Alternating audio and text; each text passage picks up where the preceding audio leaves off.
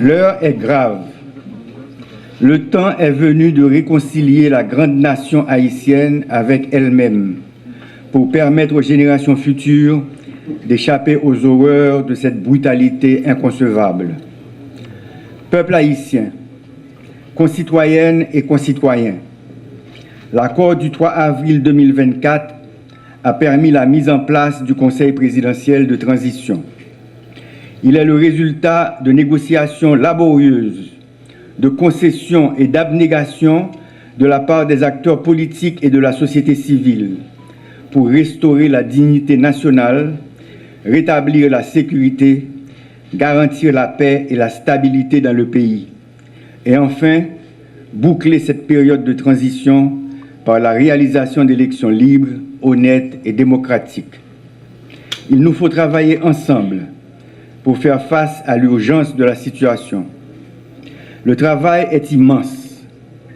Nous avons énormément de torts à réparer et d'obstacles à surmonter. Nous ne sommes pas satisfaits parce que jusqu'à présent, nous n'avons pas encore rétabli la sécurité pour la population. Mes collègues et moi-même allons continuer à travailler avec patriotisme et dévouement afin de remplir la mission qui nous a été confiée. Le Conseil présidentiel de transition, le gouvernement, la société civile, toutes les forces vives de la nation devront se mettre ensemble pour contrecarrer celles qui rêvent de nous diviser et de transformer des sœurs et des frères liés par le même destin en ennemis. Le temps est à l'union. Le peuple haïtien est à la croisée des chemins. Il est temps de prouver à la face du monde que cette grande nation est capable de créer les conditions indispensables au renouveau tant espéré. Nous devons gouverner autrement. J'ai le cœur serré de constater les difficultés auxquelles font face mes compatriotes, vivant dans l'insalubrité, incapables de manger à leur faim, d'envoyer leurs enfants à l'école, d'assumer leurs dépenses médicales. Ils sont décapitalisés, déplacés, agressés à l'intérieur et à l'extérieur du pays, arbitrairement déportés. Le peuple haïtien en a assez de la violence, du mensonge, de la corruption et des manœuvres déloyales qui hypothèquent son avenir et celui des générations à venir. Sous ma présidence, le Conseil présidentiel de transition va consolider ses acquis et ses structures pour travailler avec plus de transparence et d'efficacité.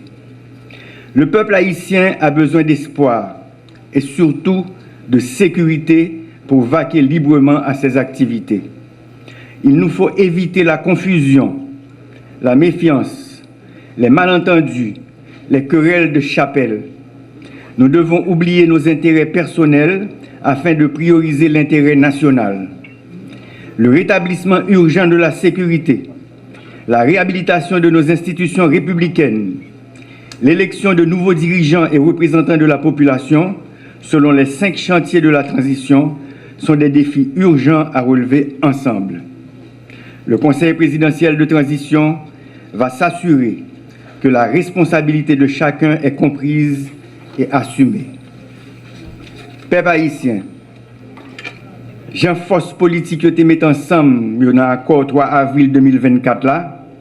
Je dis à moi prendre responsabilité de diriger le Conseil présidentiel de transition pour arriver jusqu'à 7 mars 2025.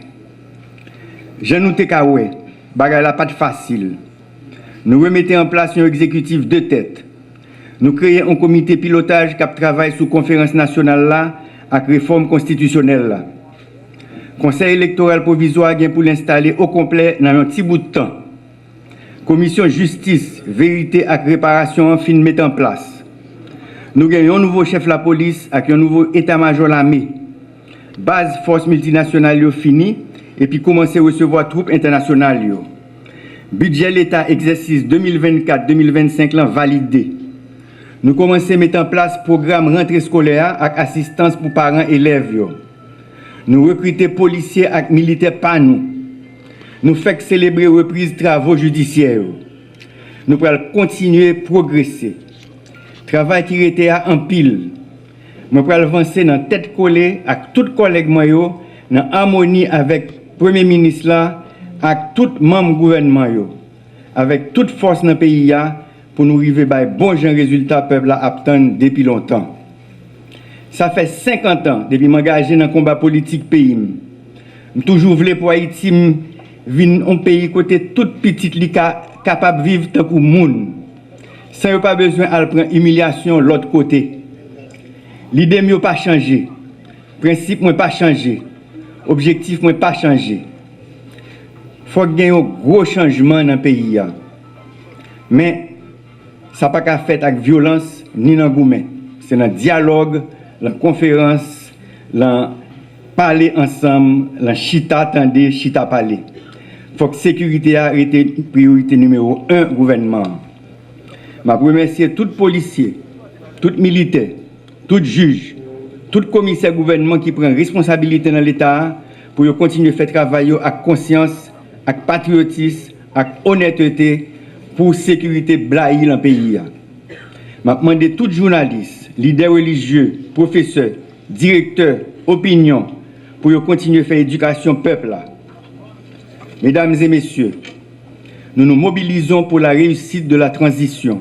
Ensemble, nous irons de l'avant pour rétablir la sécurité, renforcer la police et le système pénitentiaire, créer les conditions pour la réalisation des élections, organiser la conférence nationale et le référendum sur la réforme constitutionnelle, nommer les directeurs généraux, les consuls et ambassadeurs, les dirigeants des collectivités territoriales pour renforcer et assainir les institutions de l'État, afin de créer et assurer le fonctionnement de toutes les commissions souhaitées par l'accord du 3 avril 2024, en particulier l'organe de contrôle de l'action gouvernementale, OCAG, et le Conseil national de sécurité, CNS. Je m'engage à consacrer toute mon énergie à la réussite de cette transition que nous réaliserons ensemble pour qu'Haïti retrouve son rang et sa dignité. Ensemble, nous ne pouvons pas échouer. Vive la République, vive Haïti!